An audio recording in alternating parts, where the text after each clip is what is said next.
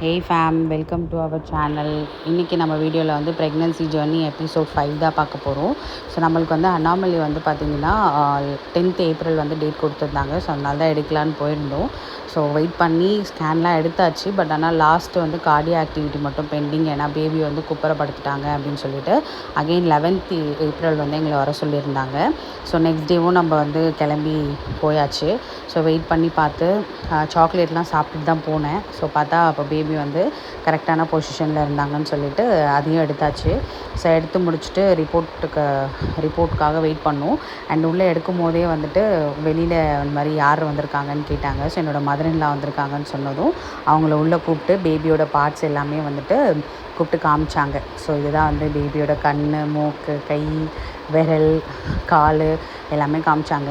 நான் வந்து கரெக்டாக லன்ச் டைமில் அந்த மாதிரி டைமில் போகிறதுனால பேபி வந்துட்டு ரெஸ்டிங் மோடில் போயிடுறாங்க. ஸோ அதனால் அது நான் தூங்குகிற டைம்னால அவங்களுமே கொஞ்சம் ரெஸ்ட்டில் இருக்கிறதுனால கரெக்டான பொசிஷன் வர மாட்டேங்குதுன்னு சொல்லிவிட்டு நான் சாக்லேட் சாப்பிட்டுட்டு தான் போனேன்.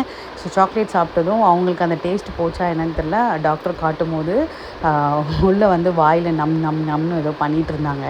அதெல்லாம் க்யூட்டாக இருந்துச்சு பார்க்கவே. நானும் அம்மாவும் ரொம்ப ஹாப்பி. அது எல்லாமே பார்த்துட்டு வெளியே வந்து ரிப்போர்ட்டும் வாங்கிட்டோம்.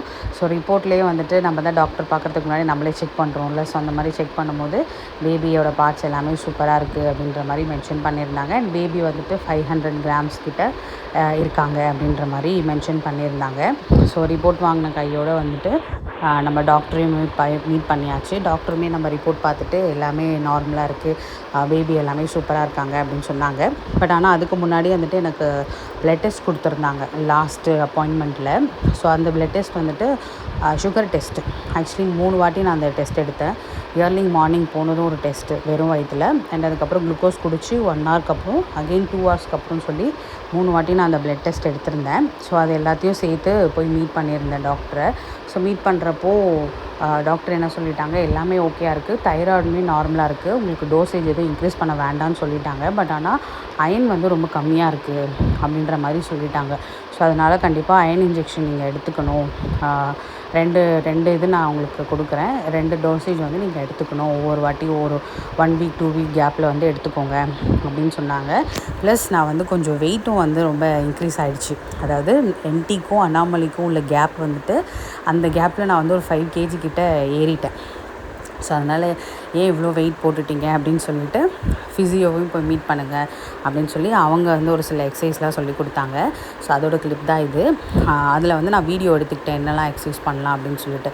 ஸோ வாக்கிங் எக்ஸசைஸ் எல்லாமே நான் ஸ்டார்ட் பண்ண சொல்லிட்டாங்க. அதுக்கப்புறம் நியூட்ரிஷனையும் மீட் பண்ணி என்னெல்லாம் ஃபுட் இன்டேக் எடுக்கணும் அப்படின்றதையும் நாங்கள் டீட்டெயிலாக கேட்டுட்டு அதுக்கப்புறம் வந்துட்டு எனக்கு இன்ஜெக்ஷன் வந்து டிடி இன்ஜெக்ஷன் வந்து முடிச்சிட சொன்னாங்க. ஆல்ரெடி நான் வந்து ஃபெப்ரவரி ஒரு இன்ஜெக்ஷன் முடிச்சிருந்தேன். அண்ட் 2வது இன்ஜெக்ஷன் நீங்கள் எப்பயும் போட்டுருங்க அப்படின்னு சொல்லியிருந்தாங்க.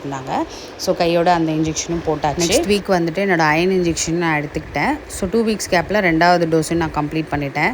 ஸோ தயவு செஞ்சு வந்து ஃபுட்டில் வந்துட்டு இந்த முருங்கைக்கீரை, கீரை வகைகள், அதுக்கப்புறம் வந்து பிளட் லெவல் இன்க்ரீஸ் பண்ணுற மாதிரி சுவரொட்டி இதெல்லாமே நிறைய எடுத்துக்கோங்க. இல்லைனா கண்டிப்பாக நம்மளுக்கு இந்த நிலமை தான். ஸோ இதுதான் வந்துட்டு நம்மளோட அனாமலி ஸ்கேனோட வீடியோ. ஸோ நெக்ஸ்ட் வந்துட்டு நம்ம எபிசோட் 6ல் வந்து நெக்ஸ்ட்டு செக்கப் என்ன அப்படின்றத பார்க்கலாம். தேங்க்ஸ் ஃபார் வாட்சிங்.